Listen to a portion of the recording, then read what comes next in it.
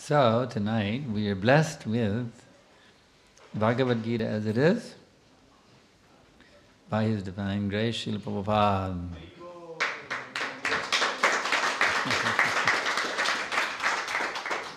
This is His mercy that He's giving us Bhagavad Gita as it is. Tonight we will read from the chapter number 9, text number 11. Pateicoties Šrīlas Prabhupādas žēlastībai, mēs šovakar lasīsim no Bhagavad Gītas, kāda tā ir, 9. nodaļas 11. pantu. Om Namo Bhagavate Vasudevaya. Om Namo Bhagavate Vasudevaya. Om Namo Bhagavate Vasudevaya. Om Namo Bhagavate Vasudevaya. Om Namo Bhagavate Vasudevaya. Om Namo Bhagavate Vasudevaya. Avajananti mang mudha. Manushim tanumashritam. Parang bhavam ajananto. Mama bhuta maheshvaram. Avajananti. Deride. Izsmej. Mam. Me. Mani. Mudha. Foolish men. Nelgas. Manusham. In a human form. Cilvēka veida. Tanum. A body. Ķermeni. Ashritam. Assuming. Pieņemot. Param. Transcendental. Pārpasaulīgo. Bhavam. Nature. Dabu. Ajananta. Not knowing. Nezinot. Mama. My. Manu. Bhuta. Of everything that be. Visa esošā. Maha Ishvaram. The Supreme Proprietor. Augstākais īpašnieks. Translation and purport by Srila Prabhupada. Fools deride me when I descend in the human form. They do not know my transcendental nature as the Supreme Lord of all that be. Purport. From the other explanations of the previous verses in this chapter, it is clear that the Supreme Personality of Godhead, although appearing like a human being, is not a common man. The personality of Godhead who conducts the creation, maintenance, and annihilation of the complete cosmic manifestation cannot be a human being. Yet there are many foolish men who consider Krishna to be merely a powerful man and nothing more. Actually, he is the original Supreme Personality of Godhead as confirmed in the Brahma Samhita, Ishvara Sarva Paramaha Krishna. He is the Supreme Lord. There are many Ishvaras, controllers, and one appears greater than another.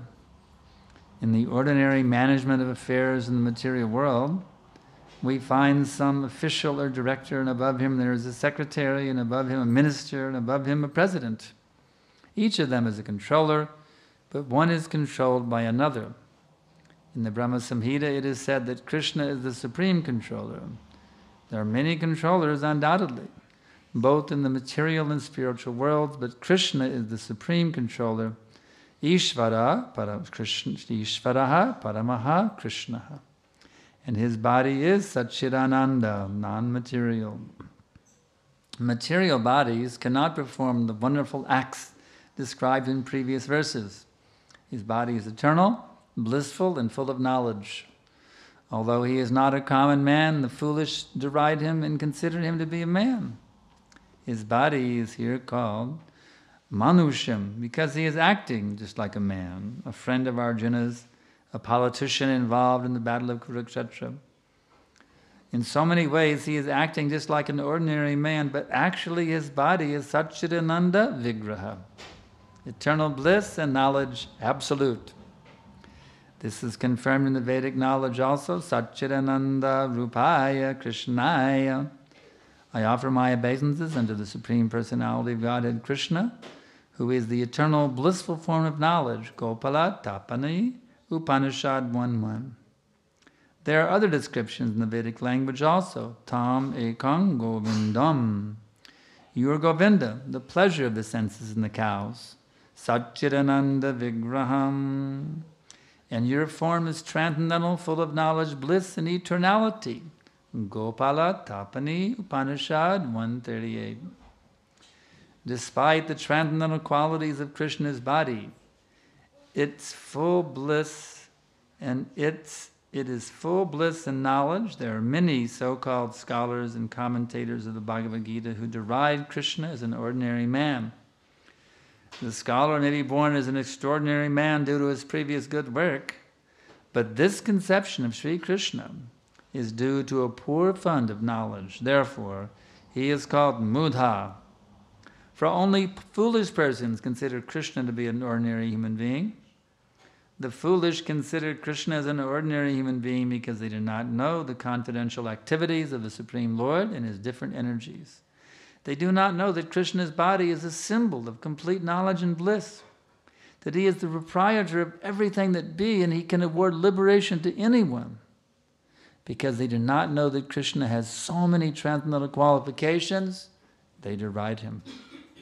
Nor do they know that the appearance of the Supreme Personality of Godhead Krishna in this material world is a manifestation of his internal energy. He is the master of the material energy, as has been explained in several places, Mamamaya Daratyaya.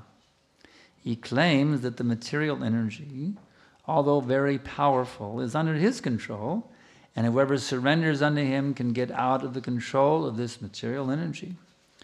If a soul surrendered to Krishna can get out of the influence of material energy, then how can the Supreme Lord, who conducts the creation, maintenance, and annihilation of the whole cosmic nature, have a material body? Like us. So this conception of Krishna is complete foolishness. Foolish persons, however, cannot conceive that the personality of Godhead Krishna, appearing just like an ordinary man, can be the controller of all the atoms and of the gigantic manifestation of the universal form. The biggest and the minutest are beyond their conception. So they cannot imagine that a form like that of a human being can simultaneously control the infinite and the minute. Actually, although he is controlling the infinite and the finite, he is apart from all this manifestation. It is clearly stated concerning his Yogam Aishvaram, his inconceivable transcendental energy, that he can control the infinite and the finite simultaneously, and that he can remain aloof from them, although the foolish cannot imagine how Krishna, who appears just like a human being, can control the infinite and the finite. Those who are pure devotees accept this, for they know that Krishna is the Supreme Personality of Godhead. Therefore, they completely surrender to him and engage in Krishna consciousness, devotional service to the Lord. There are many controversies between the impersonalists and the personalists about the Lord's appearance as a human being, but if we consult Bhagavad Gita and Sriman Bhagavatam, the authoritative texts for understanding the science of Krishna, then we can understand that Krishna is the Supreme Personality of Godhead. He is not an ordinary man, although he appeared on this earth as an ordinary human. In the Srimad Bhagavatam, 1st canto, 1st chapter, when the sages headed by Shaunaka inquired about the activities of Krishna, they said, Kritavan kila karmani sahara mena keshava Ati Maryani Bhagavan Guddakapatammanusha. Lord Sri Krishna, the Supreme Personality of Godhead, along with Balaram, played like a human being, and so masked he performed many superhuman acts. Bhagavatam 1:120. The Lord's appearance as a man bewilders the foolish. No human being could perform the wonderful acts that Krishna performed while he was present on this earth. When Krishna appeared before his father and mother, Vasudeva and Devaki, he appeared with 4 hands, but after the prayers of the parents, he transformed himself into an ordinary child. As stated in Bhagavatam 10:346, Babhuva Prakrita Shishu. He became just like an ordinary child, an ordinary human being. Now here again it is indicated that the Lord's appearance as an ordinary human being is one of the features of his transcendental body. In the 11th chapter of Bhagavad Gita also it is stated that Arjuna prayed to see Krishna's form of 4 hands, Tenaiva Rupena Chaturbhujena.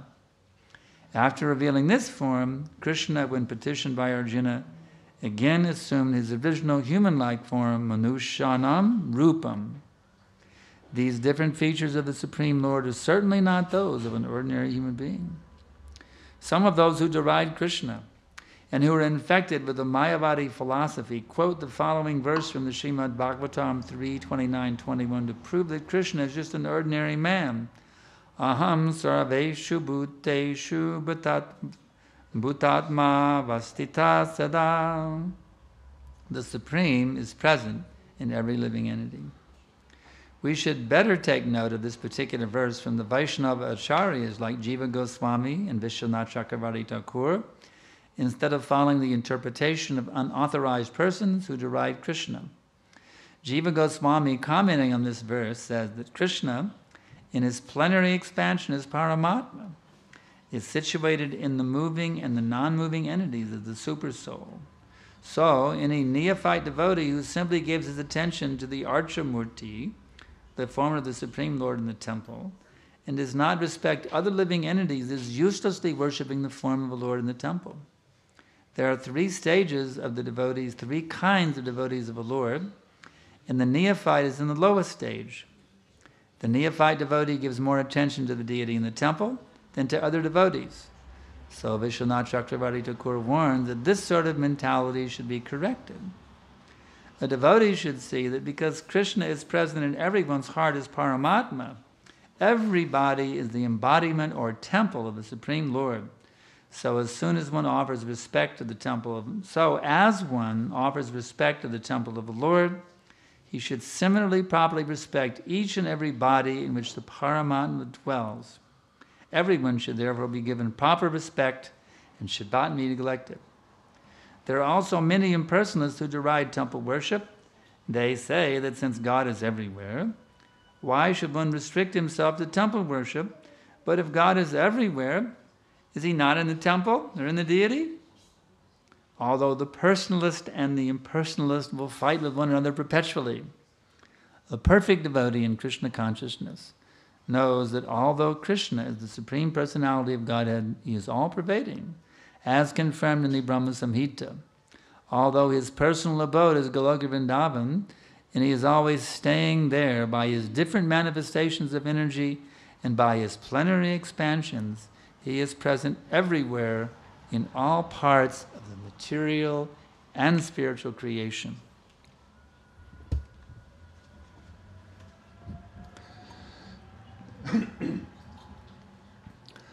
Tulkojums.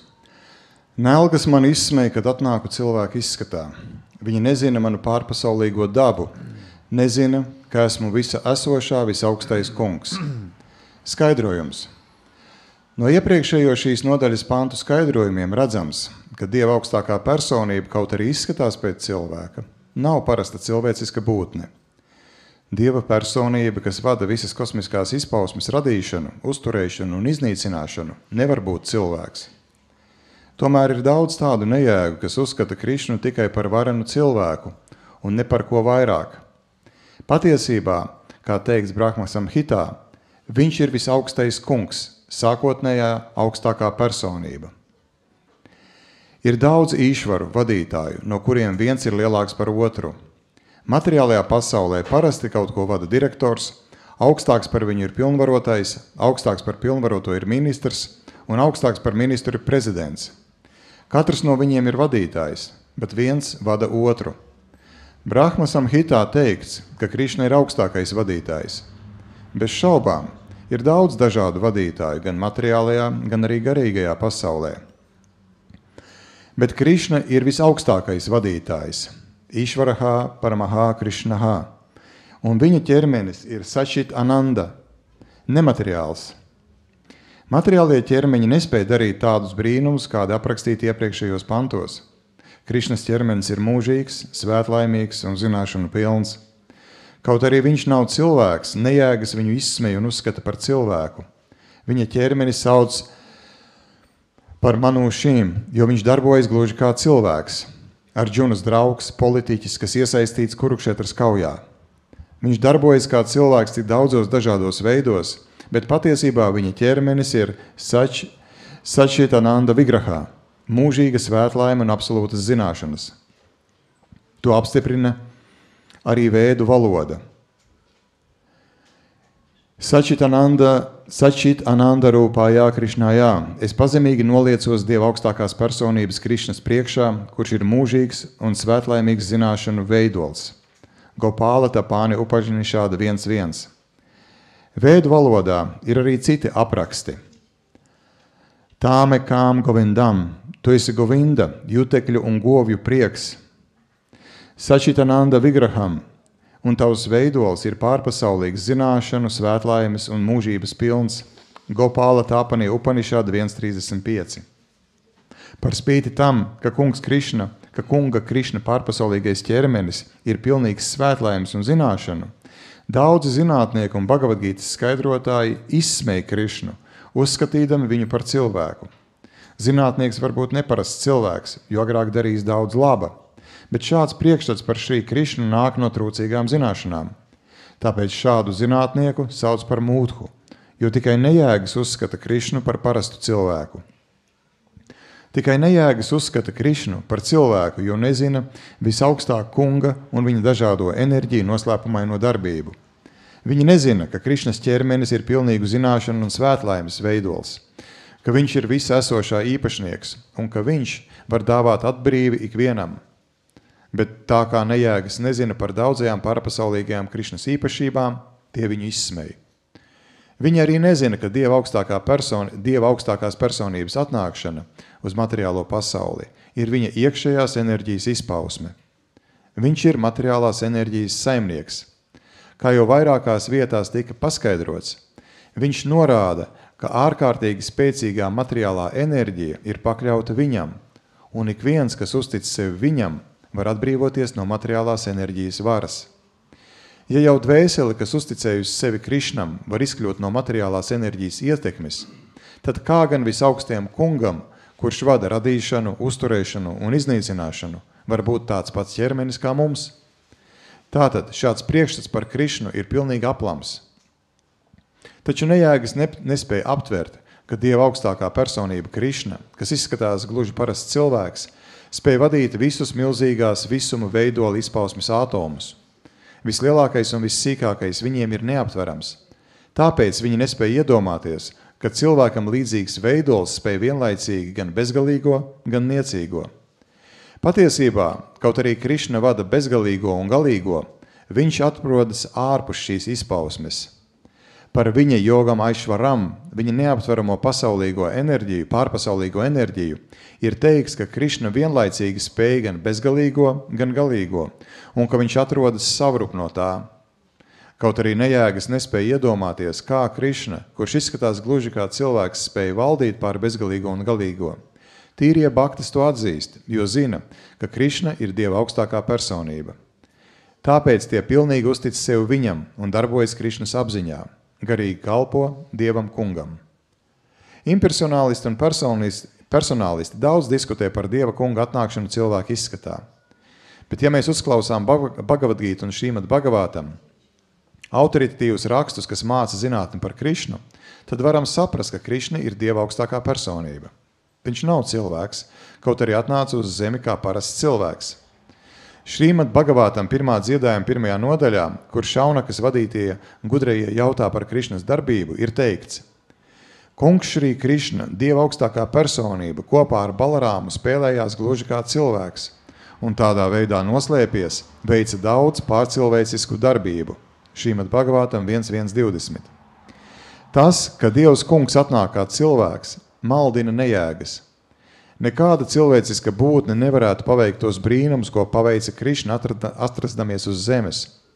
Kad Krišna parādījās savam tēvam un mātei, Vasudevam un Devakī, viņš bija ar 4 rokām, bet pēc vecāku lūgšanām pārvērtās parastā bērnā. Kā teikts Bhagavatam 10.3.46, viņš kļuva līdzīgs parastam bērnam, parastam cilvēkam. Šeit vēlreiz ir norādīts, ka Dieva kunga atnākšana cilvēciskās būtnes izskatā ir viena no viņa pārpasaulīgā ķermeņa iezīmēm. Arī 11. Bhagavad Gītas nodaļā teikts, kā Arjuna lūdza parādīt Krišnam 4 roku veidolu. Atklājis šo veidolu, Krišna pēc Arjunas lūguma atkal atjaunoja savu sākotnējo cilvēcisko izskatu. Šīs dažādās visaugstā kunga iezīmes parastai cilvēciskajai būtnei noteikti nepiemīt. Daži no tiem, kas izsmēja Krišnu un sirgst ar Majavādi filozofiju, citēja Srimad Bhagavatam 3.29.21 pantu, lai pierādītu, ka Krišna ir cilvēks, kurā teikts šajā pantā: visaugstākais ir katrā dzīvā būtnē. Labāk ir uzklausīt tādus vaišnavu ačārijas kā Džīva Gosvami un Višvanāthu Čakravāti Tākuru, bet nevis sekot neautoritatīvu personu komentāriem, kur izsmē Krišnu. Džīva Gosvami, skaidrojot šo pantu, norāda, ka Krišna savā personīgajā paramātmas izvērsumā atrodas kustīgajās un nekustīgajās būtnēs, virsdvēseles izskatā. Tāpēc jebkurš iesācējs bhakta, kas pievērš uzmanību tikai Dieva kunga Arčā murti veidolam templī un neciena citas dzīvās būtnes, bezjēdzīgi godina Dieva kunga veidolu templī. Ir 3 veidu Dieva kunga bhaktas, un iesācēji atrodas viszemākajā pakāpē. Iesācējs bhakta pievērš vairāk uzmanības dievībai templī nekā citiem bhaktām. Tāpēc Višvanātha Čakravāti Tākuras brīdina, ka tāda veida domāšana ir jāizlabo. Bhaktam jāredz, ka jebkurš ķermenis ir Dieva kunga tempļa iemiesojums, jo Krišna ir katrā sirdī kā paramātma. Tāpēc ik viens ķermenis, kurā mājo paramātma, ir jāgodina tāpat kā Dievs kungs templī. Tāpēc ik viens ir pienācīgi jāgodā, un cilvēks nedrīkst būt nevērīgs. Ļoti daudz impersonālisti smejas par Dieva kunga godināšanu templī. Viņi saka: Dievs ir visur, kāpēc tad ierobežoties tikai ar godināšanu templī? Bet ja Dievs ir visur, vai tad viņš nav arī templī vai dievībā? Personālisti un impersonālisti var cīnīties viens ar otru bez gala, bet pilnīgs bhakta, kas apzinās Krišnu, zina, ka Krišna visu caurstrāvo, kaut arī viņš ir augstākā personība, un to apstiprina Brahma Samhita.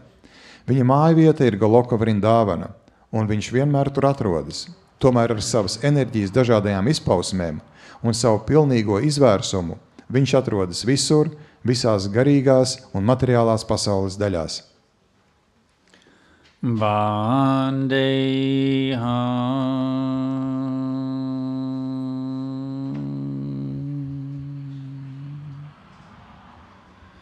Shri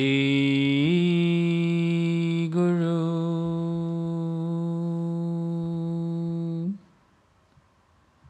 Shri Jata Bharakamalam Shri Gurun Vaishnavamscha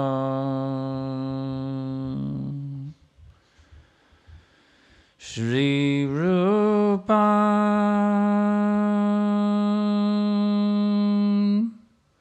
Sagrajatam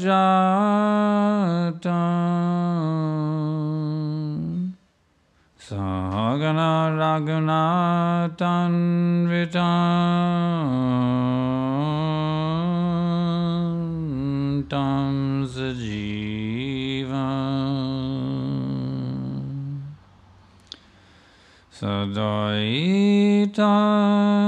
Sadaitam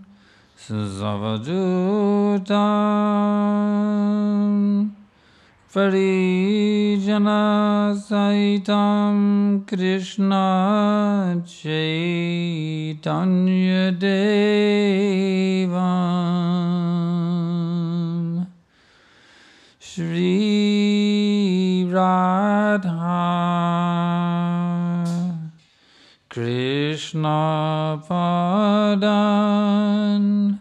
Sahagana Ladita Shri Vishakan Vitamscha. So, is it possible for a frog living in a well to understand the ocean? Un tā, vai ir iespējams vardei, kas dzīvo akā, saprast okeānu? There was one frog, Reiz bija, Dr. Frog, PhD, reiz bija kāda vārde, doktors vārde, and he was living in a well, kas dzīvoja akā. and he was very proud of his well. Un šī vārde bija ļoti lepna par sevi. He had many students also, PhDs, you know, they have students. Un par to savu aku. Un šai vārdei bija arī daudz studenti. So Tā he jau trained doktorantūra. all of his students that the Dr. Frog's well is the biggest body of water in the whole world.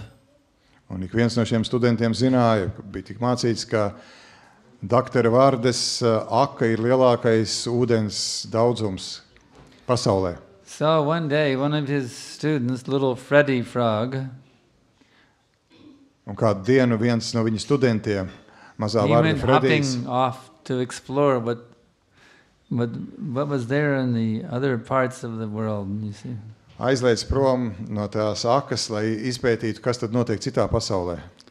So he was hopping. He hopped all the way to the Atlantic Ocean. Un tā viņš lēkāja un aizlaids līdz Atlantijas okeānam. And he couldn't believe it when he looked at the Atlantic Ocean. Un viņš nespēja noticēt savām acīm, raugoties uz Atlantijas okeānu. Because he had been taught that Dr. Frog's well was the biggest body of water in the whole world. Tāpēc, ka viņam tika mācīts, ka doktora vārdes aka ir lielākā ūdens tilpme pasaulē. Couldn't believe it, this huge body of water. Viņš nespēja noticēt, ieraugot tik lielu ūdens tilpni.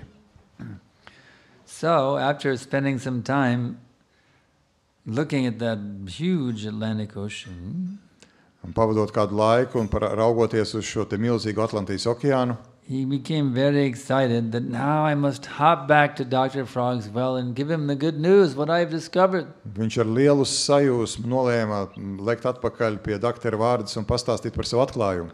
So little Freddy was very excitedly hopping back to Dr. Frog's well. Un mazais Fredijs sajūsmu lēc atpakaļ pie doktora vārdes.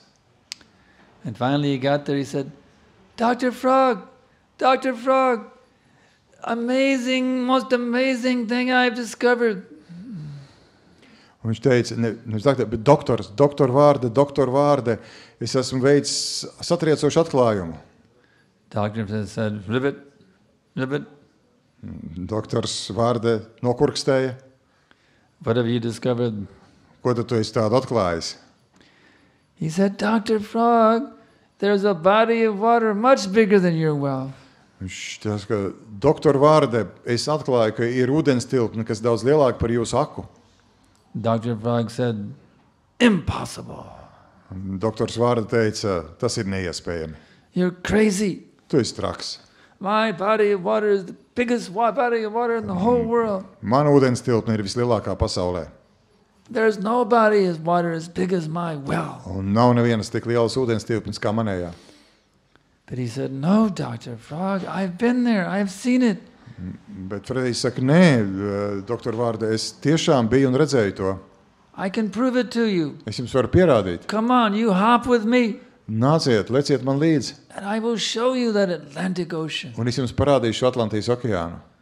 Ribbit. Dr. Frog was rather skeptical, you see. Bet doktors vārda bija diezgan skeptisks. He was one of those speculators. Viņš bija viens no tiem, kas ir prātotājiem. So anyway, finally little Freddy convinced him. Un galu galā mazais Fredijs pārliecināja viņu. Dr. Frog, it's much bigger than your well. Viņš teica, doktor Vārda, tas daudz lielāks nekā jūsu aka. And Dr. Frog said, well, okay. He said, is it this much bigger than my well? Viņš teica, vai tas ir tik lielāks nekā un uzpūta savu, par cik lielāks un uzpūta savu vēderu? You've seen how the frogs can puff out their chest? Jūs esat redzējuši, kā vārdes uzpūšās. He says, is it this much bigger than my well? Viņš teica, tik liels un uzpūtās, tik daudz lielāks. Little Freddy said, no, Dr. Frog, it's much bigger than that. Un mazais Fredijs teica, nē, doktor Vārdi, daudz vairāk. Dr. Frog went, well, is it this much bigger? Nu, viņš tā skeptiski teica, nu labi, nu tik daudz lielāk un uzpūtās vēl vairāk. No, Dr. Frog, it's so big you can float a ship in it. It's huge, Dr. Teica, Frog. nē, daudz lielāk ūdens tilpa, par to pat kuģi peld. Dr. Frog went, well, is this much bigger? Viņš teica, tik vēl lielāks un uzpūtās vēl vairāk. He said, no, Dr. Frog, it's hundreds and thousands of times bigger than that. Un Fredijs atbildēja, nē, simtiem un tūkstoši reižu vēl lielāks. And Dr. Frog, well, is it this much bigger? Un doktors Vārde vēlējās pajautāja vēl tik lielāks un mēģināja uzpūsties vēl lielāks un pārsprāga. He puffed himself up so much his chest exploded and he died in his well. Viņš tik ļoti uzpūta savus krūtis, ka tās pārsprāga un viņš turpat arī nomira savā akā. So these mental speculators, they're like Dr. Frog. Un šie te prātotāji ir kā doktors Vārde. When you tell them about Krishna, Kad jūs sakāt viņiem par Krišnu, that he can be everywhere and be in one place at the same time, ka viņš var būt visur un te pašā laikā vienā vietā vienlaicīgi. I say, no, that is not possible. Viņi saka, nē, tas nav iespējams. He cannot be bigger than the greatest and smaller than the smallest at the same time. No person can do that. Viņš nevar būt vienlaicīgi lielāks par lielāko, mazāks par mazāko. In this way, they're just a foolish speculator like Dr. Frog. Un tādā veidā tie vien ir muļķīgi, neiedzīgi prātotāji. They do not understand what is the meaning of omnipotency. Viņi nesaprot, ko nozīmē visur esošs. This is one of the qualities of God. Un tā ir viena no Dieva īpašībām. He is omnipotent. Tā, ka viņš ir visur esošs. He possesses unlimited potencies. Viņam pieder bezgalīgs spēju skaits. That means he can do anything conceivable or inconceivable. Tas nozīmē, ka viņš spēj izdarīt visu, aptveramo un neaptveramo. The impersonalists say, because God is everywhere, Impersonālists saka, tā kā Dievs ir visur, he cannot be localized. viņš nevar būt lokāls. But if the sun can be in one place, and at the same time, by its energy, be everywhere, why can't Krishna do that? Bet ja jau saule var būt vienlaicīgi vienā vietā un ar tās enerģijas palīdzību daudzās vietās, kāpēc Krišna to nevarētu? The sun is in one place and everywhere at the same time? Vai tad saule ir vienlaicīgi? Is sun at the same time? The sun is in one place, yeah. And by its shine, it is everywhere at the same time. Jā. Tad saule vienlaicīgi ir vienā vietā un tajā pašā laikā ar savu spīd visās vietās. So was the sun greater than God? Vai tad saule ir varenāka par Dievu? How could that be? Kā gan tas varētu būt? The sun is the energy of God. Saule ir Dieva enerģija. Whatever the sun can do, God can do much more. Viss, ko saule var izdarīt, Dievs var izdarīt daudz vairāk. Therefore, God can easily be in one place and at the same time be everywhere. Tāpēc Dievs bez grūtībām var būt vienā vietā un tajā pašā laikā visur. So that is a fact. Tas ir fakts. He is in Goloka Vrindavan enjoying his intimate pastimes with his confidential associates. Viņš ir vienlaicīgi Goloka Vrindavanā un tur viņš bauda spēles ar saviem sekotājiem tuvākajiem. And at the same time, he is expanded as Paramatma. Un tajā pašā laikā viņš ir izvērsies kā Paramatma. In the heart of every living entity. Katras dzīvās būtnes sirdī. Not only that, he is within every atom also. Un ne tikai tas, viņš ir arī katrā atomā. He is between the atoms also. Viņš arī ir starp atomiem. You will not find any place where the super soul is not present. Jūs neatradīsiet nevienu vietu, kur nebūtu virsdvēsele. He is omnipresent. Viņš ir visu caurstarojošs. So when these Dr. Frogs can't believe that Krishna has such power and potency. Un šie doktori Vārdas vienkārši netic, ka Krišnam ir šādas spējas. We do not take them seriously. Mēs viņus neņemam nopietni. They are simply condemning themselves to die in their will, that's all. Viņi ir vienkārši nolēmuši sevi nomirt šajā pasaulē, tas arī ir viss. They're very attached to their well. My body, my wife, my house, my bank balance, my PhD degree. Viņi vienkārši katrs piesaistījies kādam kādai no savām akām. Mans ķermenis, mana slāva vai mans doktora grāds, mana ģimene. They're so attached to these things. Viņi ļoti pieķērušies šīm lietām. Just like that Dr. Frog, he's so attached to his stupid little well. Tāpat kā šis doktors Vārda, kurš bija tik muļķīgi pieķēries mazajai akai. He's denying himself the experience of the Atlantic Ocean. Un viņš noliedza Atlantijas okeāna šo te pieredzi. Even though he was informed about it, he still couldn't believe it. Un lai gan viņam pastāstīja par to, informēja, viņš vienalga to noliedza. So even though we tell these fools about Krishna, Pat ja mēs sakām šiem muļķiem par Krišnu, what does Krishna say? ko Krišna saka? Avajananti mang mudha. These fools deride me. Viņš saka, vienalga šie muļķi izsmēja mani. They criticize. Viņi kritizē. Avajananti means they criticize. Tas nozīmē, viņi kritizē. Mam mudha. The mudhas criticize me. That's what Krishna is saying directly. Un tas, ko Krišna saka, mūdhas nejēgas kritizē mani. Now sometimes people are uptight with the Hare Krishna people. They're uptight, you know. Uptight means they're disturbed by the Hare Krishna people. Dažkārt cilvēkus satrauc cilvēki no Hare Bhaktas, cilvēki no Hare We say that Krishnas people kustības. who don't accept Krishna are fools. Jo viņi saka, ka tie, kas nepieņem Krišnu, ir muļķi. They're fools. Viņi muļķi. But actually we are not saying that. Bet patiesībā ne jau mēs to sakām. They can't criticize us. We don't say that they're fools. Viņi nevar kritizēt mūs. Mēs to nesakām, ka viņi ir muļķi. Krishna says that they are fools. Krišna saka, ka viņi ir We are muļķi. not saying. Mēs nesam. Who are we? We don't know anything. Mēs neko nezinām We're vispār. just conditioned souls. Mēs vienkārši esam saistītas We are dvēseles. simply repeating what Krishna says, that's all. Mēs vienkārši atkārtojam, ko Krišna saka. So if they are disturbed to hear that someone is a fool for not accepting Krishna, they have to get angry at Krishna, not at us. Viņi kļūst satraukti par to, jo viņi dzird, ka tas ir muļķis, kurš nepieņem Krišnu, bet viņi sadusmojās uz Krišnu, ne jau uz mums. It's Krishna who is making the accusation, not us. Tas ir Krišna, kas izvirz šādu apsūdzību, ne mēs. Just like some murderer, he is found guilty by the judge of being a murderer.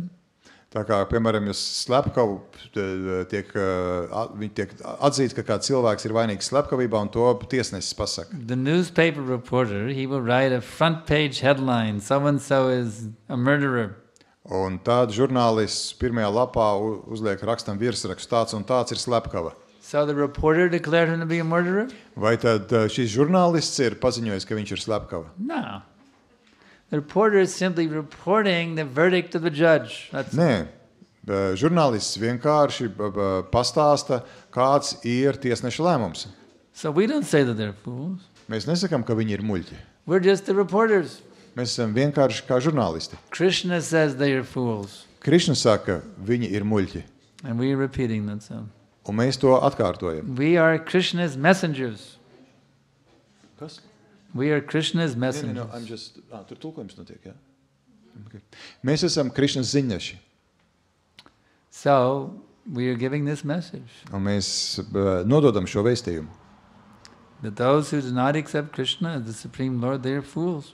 Ka tie, kas nepieņem Krišnu kā Dieva augstāko personību, ir muļķi. They are simply Dr. Frogs. Viņi vienkārši kā šie te doktori Vārdas. We don't think we're superior to them, no. Mēs neuzskatām, ka mēs esam augstāki par viņiem. We consider that we are their humble servants. Mēs uzskatām, ka mēs esam pazemīgi viņu kalpi. To try to help them, just as we have been helped by Prabhupada and the devotees. Vēlamies palīdzēt viņiem tāpat, kā mums ir palīdzējis Prabhupada un Bhaktas. We have been saved from our misery. Un mēs vēlamies glābt viņus no viņu ciešanām. So in the same way, we want to save them. Tāpat kā mūs ir glābuši no ciešanām, mēs vēlamies glābt viņus no That is our ciešanām. desire. We do not want to see people suffering in this ignorance. Un tā ir mūsu vēlme. Mēs nevēlamies redzēt, kā cilvēki cieši savas neziņas dēļ. Being attached to a condition of life which brings unlimited misery. Ka viņi ir pieķērušies šiem dzīves dažādiem ierobežojumiem, nosacījumiem, kas nes tikai ciešanas. When one can instead taste unlimited happiness. Tā vietā, kad cilvēks var baudīt bezgalīgu laimi. So that is our desire in this Krishna consciousness movement. Un tā ir mūsu vēlme Krišnas apziņā. Just as we have been blessed with bliss, Tāpat kā mēs esam svētīti ar svētlaimi, we want to see that the whole world becomes blessed with bliss. mēs vēlamies redzēt, ka visa pasaule tiek svētīta. So now I can ask if there's any questions. Un tagad es jautāju, vai ir jautājumi.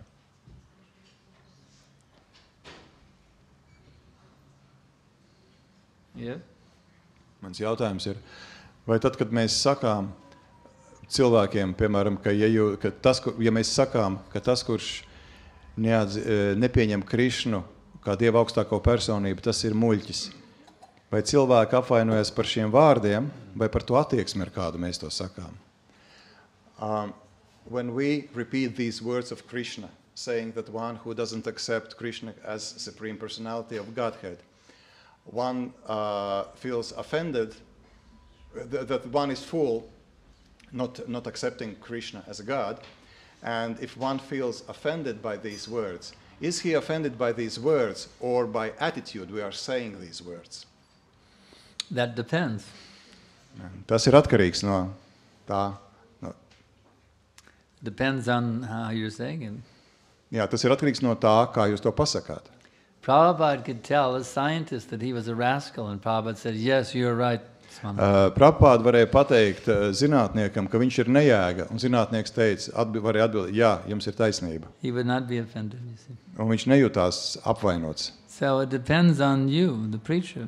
Un tas ir atkarīgs no sludinātāja. We don't advise you to go around telling everybody they're a fool. That, it's not the proper way to preach. Mēs nesakām, ka cilvēkiem jāiet, ka jums ir jāiet un jāsaka visiem, ka jūs esat muļķi. Our method is you flatter them 100 times, tell them how great they are. Mūsu metode ir tāda, ka 100 reizes jūs viņiem paglājmojiet, sakiet, cik viņi ir lieliski. My dear sir, you're an ocean of good qualities, my dear sir. Dārgais kungs, jūs esat labu kvalitāšu okeāns. You have the most respectable heritage. Jums ir viscienījamākais mantojums. You have the finest tastes. Jums ir vislabākā gaume. You're a very respected man here in Riga. Jūs esat ļoti cienījams cilvēks šeit Rīgā. I give him all honor and respect. Mēs dodam visu cieņu un respektu, izrādām cieņu un respektu. Prabhupada Saraswati says you give him honor and respect 100 times. Who said Prabhupada? You get Prabhupada Saraswati Thakur, a great devotee of Lord Chaitanya. Prabhupada Saraswati Thakur teica, ka jūs viņiem 100 reizes izrādiet cieņu. He says you flatter him 100 times. Jūs glaimojiet viņiem 100 reizes. And then you ask him, my dear sir, now may I give to you some confidential knowledge? Un tad jūs viņam jautājat, dārgais kungs, vai es drīkstu jums tagad uzticēt konfidenciālu zināšanas? With your permission, can I reveal to you some confidential knowledge? Ar jūsu atļauju, vai es drīkstu jums uzticēt And he says, šīs yes, all noslēpumainās right, let me zināšanas? hear. I'm curious what this is confidential knowledge you have to tell me. Jā. Šis cilvēks atbildēs, es esmu ieinteresēts dzirdēt, kas tās pa zināšanām. And you can tell him if you do not accept you can tell him about Krishna. Don't tell him he's a fool for not accepting Krishna.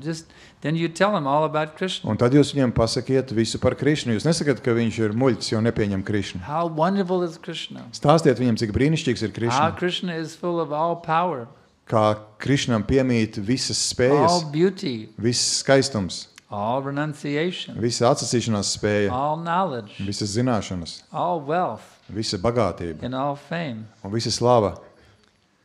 You just glorify Krishna, you see. Vienkārši cildiniet Krišnu. Then he says, oh, well, I can't accept that, you see. Then you show him, if he can't accept that, then you show to him how his not accepting Krishna is a foolish thing. Un ja šāds cilvēks saka, nē, es to nevaru pieņemt, tad jūs viņam parādat, kā nepieņemt to, ka Krišnam piemīt viss šīs īpašības, kā tas ir muļķība. You have to present these things in such a way that people like to hear it. That's the point. Jums ir tas jāsludina, jāprezentē šīs lietas tādā veidā, lai cilvēkiem ir patīkami tās uzklausīt. How will someone agree to hear from you, you see? Kādā veidā gan cilvēks piekrīt kaut ko klausīties no jums? You have to show that person that you truly care about them, you truly love them. Jums ir jāparāda šim cilvēkam, ka jūs patiesi rūpēties un mīlat viņu. To where they will trust you. Veidā, ka viņš var uzticēties jums. And put faith in what you tell them. Un ar uzticību klausīties to, ko jūs viņam sakāt. To just go around telling people they are fools and rascals, that will simply irritate people. That is nonsense. One should not preach like that. Un staigāt apkārt un stāstīt, ka cilvēki ir muļķi un nejēgas, tas nav pareizs veids, kādā sludināt. Tas tikai satrauks cilvēkus. Rather, one should present in a very attractive way.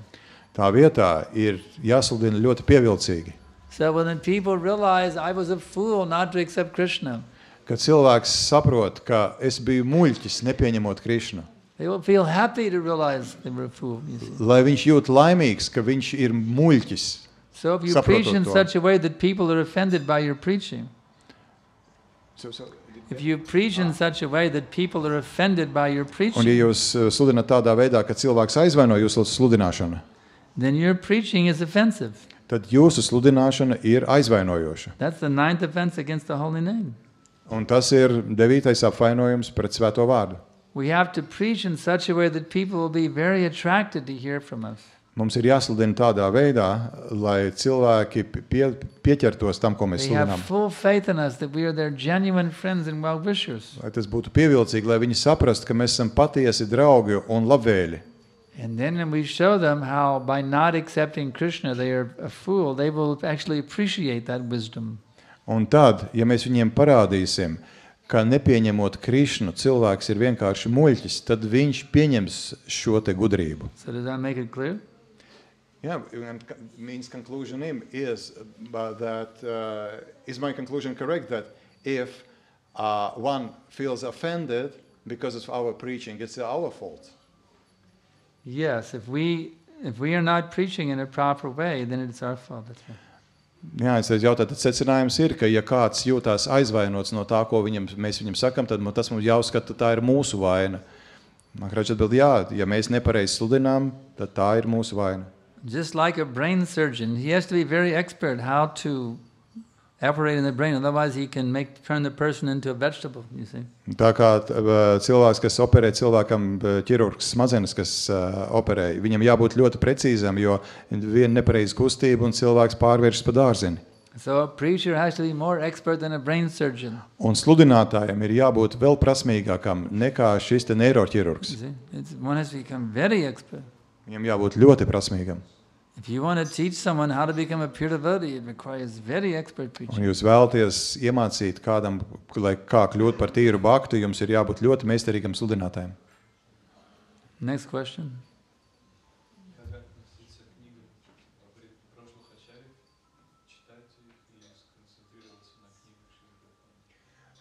Kādai ir jābūt attieksmē pret grāmatām, ko uzrakstījuši ir ačārī pirms Šrīlas Prabhupādas? Ir jālas šīs grāmatas vai jākoncentrējas uz Šrīlas Prabhupādas grāmatām? How should we treat books written by previous acharyas? Should we read them or should we concentrate our attention on the books written by Srila Prabhupada? Have you read all of Srila Prabhupada's books cover to cover very carefully? Jūs izlasījis visas grāmatas Šrīlas Prabhupādas no vāka līdz vākam uzmanīgi? Don't touch the other books. Tad neaiztieciet citas grāmatas. First, you read Prabhupada's books very carefully and thoroughly, cover to cover. Pirmkārt, izlasiet ļoti rūpīgi no vāka līdz vākam visas Prabhupādas grāmatas. Just like in school, when I was in high school, we had 6 classes every day. 6 classes. Kad es biju skolā, mums bija 6 nodarbības katru dienu. And then there were optional activities after the school hours. You could also do, they are called extracurricular activities. Un tad pēc skolas bija papildus nodarbības, kas bija brīvprātīgi, ko varēja apmeklēt. You don't get any credit for them, you don't get graded on, they're just extracurricular activities. Un jūs nesaņēmāt nekādas atzīmes, tas nekādi neatspoguļojās jūsu gala mācību dokumentos. So if the student is able to do all of his assigned readings and all of his assigned papers and do well on the exams for his regular courses, then he can also add some extracurricular activities to his portfolio. Un ja students varēja veikt viss tas, kas no viņa tika sagaidīts, veikt visus tos mācību darbus, tad viņš varēja arī gūt papildus mācības no šīm te stundām. But if he gives more importance to the extracurricular activities and neglects his normal classes, then he will fail. Bet ja cilvēks pārāk padara par galvenajām šīs te papildu nodarbības, bet aizmirst pamat stundas, tad viņš izgāžās pēc tam eksāmenos. So our curriculum is Prabhupada's books. Un tātad tas mūsu mācība, obligātāji punkti everything we need is in Prabhupada's books. Ir Prabhupadas We grāmatas. don't need any other books, actually. Pēc būtības mums nav nepieciešamas nekādas citas But other grāmatas. books can be accepted if after we've thoroughly studied Prabhupada. Bet citas grāmatas var lasīt un akceptēt, tad, ja jūs esat izstudējuši pilnībā Prabhupadas grāmatas. If by that reading we can increase our appreciation of Prabhupada's books. Un tad sanāks tā, ka lasot šīs papildus grāmatas, mēs papildus spēsim labāk vēl vairāk novērtēt Prabhupadas But grāmatas. we can only properly understand the other books through Prabhupada's books. Jo tās citas grāmatas mēs pareizi varēsim saprast tikai caur Prabhupadas grāmatām. Don't think you can go jumping to the previous acharyas and come up with a different conclusion than what Prabhupada has presented in his books. Nedomājiet, ka jūs varēsiet palasīt citu iepriekšējo ačāriju grāmatas un nonākt pie citas secinājuma nekā lasot Prabhupadas grāmatas. That has happened in ISKCON. Un tas ir noticis ISKCON. Devotees study a little Sanskrit and they read some of the previous acharyas and they think, oh, Prabhupada was wrong. Piemēram, cilvēks nedaudz pastudē sanskritu, sāk lasīt iepriekšējo ačāriju grāmatas un nonāk pie secinājuma, ka Prabhupadam nebija taisnība. That's craziness, Tas ir neprāts. you see.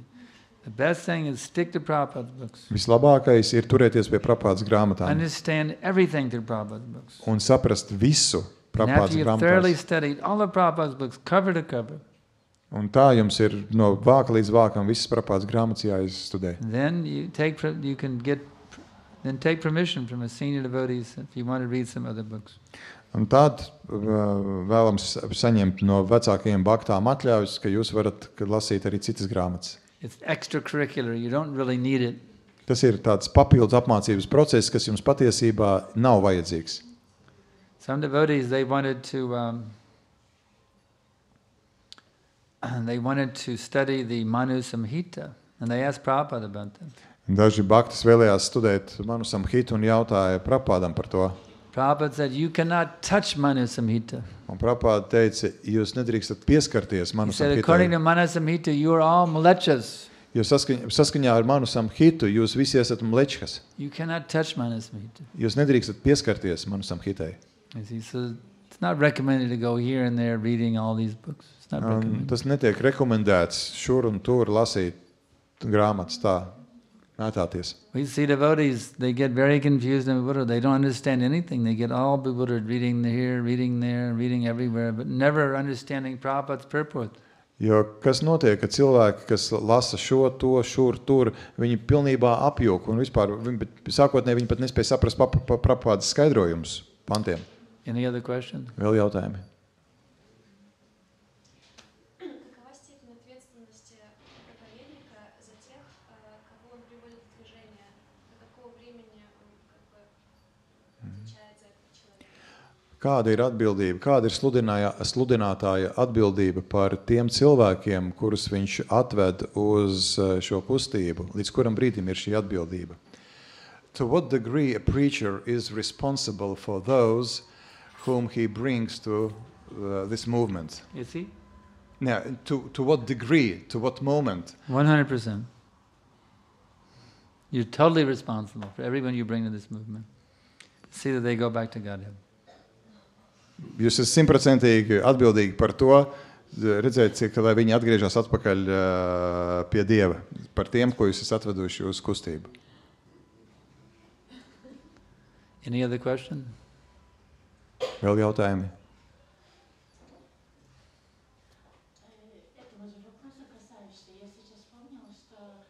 каким-то путем мне один раз удалось мужа привести себя в храм. Но я читала в одном месте, не могу сказать точно где, Господь говорит, ты его приведи ко мне, а дальше это мое дело. А как быть тогда в такой ситуации? Jā. Tad es reiz man izdevās atvest vīru šeit uz templi, un es sakoju reiz, kur lasītam, neatceros kur, bet Krišna saka, tu viņu atved tālāk, es par viņu parūpēšos. Kā tad ir? Once I brought my husband to the temple, because I read that, I don't remember where, but Krishna says that you just bring him to me and I'll take care after that. So then it seems to be a contradiction regarding responsibility. Because first question was to what degree, how far one is responsible. If a preacher brings someone to the temple. She said bring someone to Krishna consciousness. That's different than bringing somebody to the temple. To the movement. She said to the movement, yeah. If you actually bring someone and convince them to join this movement, then you should take full responsibility for their becoming Krishna conscious. Tātad ir atšķirība, tātad par ko mēs runājam, atvest uz templi vai atvest uz Krišnas apziņu. Tas, kurš atved kādu uz Krišnas apziņu, uz Krišnas apziņas kustību, ir pilnībā atbildīgs par šo cilvēku. But if you bring somebody to the temple and they don't want to come back again, what you can do? Bet ja jūs kādu atvedat uz templi un viņš nevēlas vairāk atgriezties šeit, ko jūs vēl varat izdarīt? Here's what you can do. Prasadam. Ko jūs varat darīt par sādam? You have to load him up with prasadam. The nicest prasadam. Vienkārši pēc iespējas vairāk sniegt viņam prasadam, vislabāko. It is said that cooking is the way to a man's heart. Ir teikts, ka ēst gatavošana ir ceļš uz vīriešu sirdi. So you must capture that man by prasadam. Un jums ir jāsagūst šīs vīrietis ar prasadam. Next question. Nākamais jautājums. Everybody's totally satisfied now. Visi ir pilnībā apmierināti šobrīd. Ready to preach. Gatavi sludināt. To show everybody it's foolish not to accept Krishna in such a way that they like it. Un sludināt to, ka tas ir muļķīgi nepieņemt Krišnu, bet sludināt to tā, ka cilvēkiem tas patīk. That requires expertise. Jā, tam nepieciešama prasme. To show people they are wrong in such a way that they say, oh, thank you for showing that to me. Lai pateiktu cilvēkiem, ka viņi rīkojas nepareizi tādā veidā, lai viņi beigās pateiktu paldies. Nobody likes to be corrected. Nevienam nepatīk, ka viņu labo. So to show someone they're wrong in such a way that they're happy to hear that they're wrong, that requires a lot of compassion and a lot of expertise. Bet to izdarīt tādā veidā, ka galu galā viņi ir laimīgi izdzirdēt to, ka viņi kļūdās, tas prasa līdzcietību un prasmi. So how do you develop compassion and expertise? Un kā jūs attīstat šo te prasmi un šo līdzcietību un meistarību? Compassion is developed by loving. The more you can have loving exchanges with Vaishnavas. Līdzcietība attīstās arvien vairāk, jo vairāk jums ir mīlestības pilnas apmaiņa ar Vaišnaviem. And the more you can offer respect to all living entities, as Prabhupada is saying in this purport. Un jo vairāk jūs cienat visas dzīvās būtnes, par ko Prabhupada saka šajā te komentārā. A devotee should see that because Krishna is present in everyone's heart as the Paramatma, everybody is the embodiment of the temple of the Supreme Lord. Un tā kā Krišna ir katras dzīvās būtnes sirdī, tad jebkurš ķermenis ir kunga templis. So everybody likes coming to the temple, right? Katram patīk nākt uz templi. Well, there's so many walking temples up and down the street here in Riga, you see. These are all temples of Krishna. Un redziet, tur pa ielām iet pilns ar Krišnas tempļiem. You see, the Sankirtan devotees, book distributors, they've learned how to find the temple in everyone's heart. Un grāmatu izplatītāji, Sankirtanas bhaktas, viņi mācās, kā ieraudzīt templi katrā. But these are all temples. Un tie ir visi tempļi. So we're walking temples of Krishna. Mēs esam staigājoši Krišnas tempļi. So we have to learn how to respect every living being. Mums ir jāmācās, kā cienīt katru dzīvo būtni. As one who is holding Krishna within his heart. jo katrs nes Krišnu savā sirdī. The neophyte devotee, he only finds Krishna in the temple. Neofīts redz Krišnu vienīgi templī. When you become advanced, you experience Krishna within everyone. Bet tad, kad jūs attīstāties, tad jūs redzat Krišnu katrā. You see, the advanced devotee, he can convince them they are a fool and they will appreciate it. Un, advanced devotee, He can convince people they are fools and they will appreciate it. Un pieredzējis bhakta, viņš var pārliecināt cilvēkus, ka viņi ir muļķi un viņi tam Because it piekritīs, is done novērtēs with to. love and respect, just like a doctor. Tāpēc, ka tas tiek darīts ar mīlestību un cieņu, līdzīgi kā to dara ārsti. It's not done out of pride that I am great and you are dirt. No. Tāpēc tas netiek darīts ar lepnību, ka es esmu varens, bet tu esi kaut kāds It's zemāks. done in a mood of humble service to that fallen jiva. Un tas tiek darīts tādā noskaņojumā, ar pazemības pilnā noskaņojumā. So are there any other questions? Yeah. Could you kindly clarify how the difference to bring to the movement and to bring to the temple?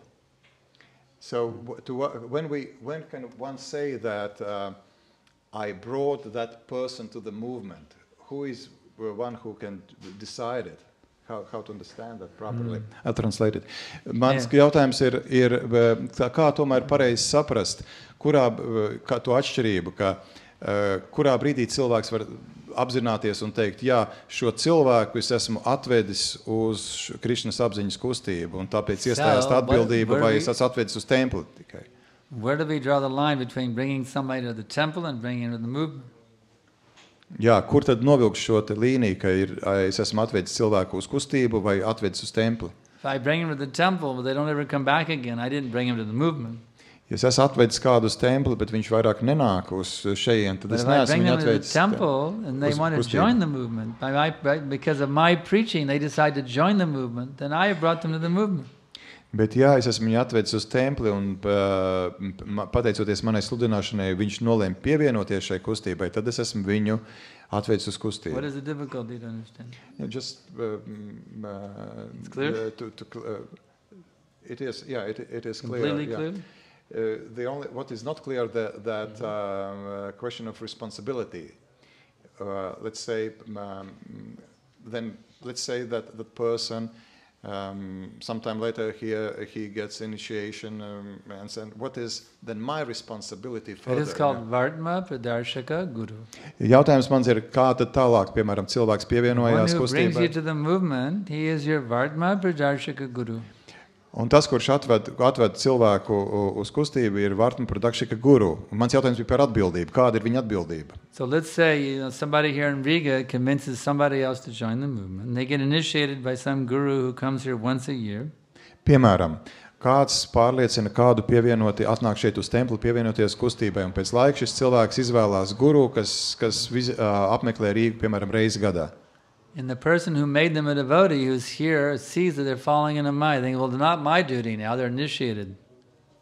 Un tas bhakta, kurš viņu atvedis ir uz kustību, redz, ka tas atvestais, kurš gan saņēmis iniciāciju, jau ir mājas apskāvienos. The guru has taken responsibility to deliver them, so therefore I have no more responsibility. Un tad viņš saka, tā vairs nav mana atbildība. Guru ir pārņēmis atbildību, viņu atbrīvot, tā nav vairs mana atbildība. But the Vartma Pradarshaka Guru has the duty of assisting the Diksha Guru in delivering that person. Bet Vartma Pradarshaka Guru pienākums ir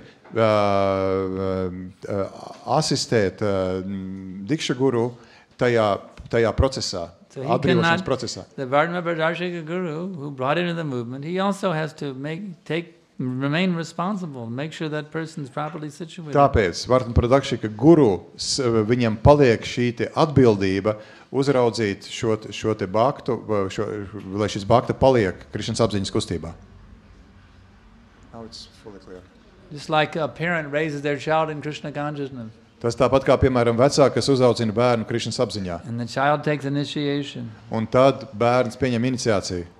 That means the parent is no longer responsible to help that child to be Krishna conscious? Vai tas nozīmē, ka vecākiem vairs nav nekādas atbildības, lai palīdzētu šim bērnam nostiprināties Krišnas apziņā? Bhagavatam says the guru is responsible, the parents are responsible, the leaders are responsible. That means the temple president is responsible. Bhagavatam saka, ka ir vecāki, guru, tempļa prezidents ir atbildīgs. GBC is responsible. Arī GBC. The Sankirtan leader is responsible. Sankirtanas vadītāji The head atbildīgi. pujari is responsible. Galvenais pujari. Prabhupada even said the friend is responsible. If you make friends with another devotee and they fall into Maya, it's your duty to help save them. Un Prabhupada saka, arī draugi ir atbildīgi. Ja jums ir draudzīgas attiecības ar citiem baktām un jūs redzat, ka viņi krīt mājā, tā ir jūsu atbildība viņiem palīdzēt. We should take responsibility to help everyone become Krishna conscious. Mūsu atbildība ir visiem palīdzēt visiem iegūt Krišnas apziņu. Anything else? Vēl? If the person goes away from this movement, then that means I will go to hell or something like this? If a person goes away from this movement, a person I brought to this movement, yeah. So does it mean that I will go to hell or something like that? No. Jautājums ir, vai ja cilvēks, ko es esmu atvedis, pēc tam aiziet no šīs kustības, vai tas nozīmē, ka es uz You will LA get nonākšu? credit for what you did to bring in this movement. Nē, bet jūs saņemat atzinību par to, ko jūs esat izdarījusi, lai viņu atvestu šeit. That is your eternal asset. Un tas ir jūsu mūžīgais They resurs. go away and they're not willing to hear it from you. What can you do? It's not you're not Ja viņi responsible. aiziet un nevēlās jūs uzklausīt, ko jūs varat izdarīt? Even the spiritual master initiates someone. Pat, If they tell me to neglect Guru's orders, he's not implicated by their sinful reactions. piemēram, pat guru, ja viņš ir inicējis kādu un viņu skolnieks atsakās sekot guru norādījumiem, tad guru nesaņem reakcijas par šādu cilvēku rīcību. He's only responsible for those disciples who are trying to become Krishna conscious. Guru ir atbildīgs tikai par tiem mācekļiem, kas cenšas nostiprināties Krišnas apziņā. Any other questions? Vēl jautājumi? Everyone's satisfied now? Tagad visi ir apmierināti? Ready to practice pure bhakti? Gatavi praktizēt tīru bhakti? Everyone ready to become pure devotees? Visi ir gatavi kļūt par tīriem bhaktām? Prabhupada says, unless you're a pure devotee, you can't go back to Godhead. Prabhupada saka, līdz tam brīdim, kamēr jūs nesat tīri bhaktas, if you jūs wanna go nevarat back to atgriezties Godhead, pie Dieva. You have to desire to become a pure devotee and try to become a pure devotee. Tāpēc, lai atgrieztos atpakaļ pie Dieva, jums ir jābūt šai te vēlmei kļūt par tīru bhaktu. Prabhupada says it in the purport, Bhagavatam, 5th canto, 5th chapter, text number 18. 5.5.18. Piektās nodaļas, piektās dziedājuma, piektās nodaļas 18. pantā Prabhupada skaidrojumā saka, You have to be a pure devotee to go back to Godhead. jums ir jābūt tīram bhaktam, lai atgrieztos atpakaļ pie Dieva. So let's be serious about pure devotional service. Tāpēc nopietni izturēsimies pret tīru garīgo So we kalpošanu, can all go back to Godhead together. lai mēs visi kopā atgrieztos We can have pie wonderful Dieva. kirtans together in Un lai mums Goloka. kopā tur būtu lieliski kirtani. You think the kirtans are sweet here in Riga? Jūs domājat, ka šeit ir saldi kirtani? Just wait till you taste those kirtans in Golok. Jums vajadzētu pabaudīt kirtanus uz Galokas.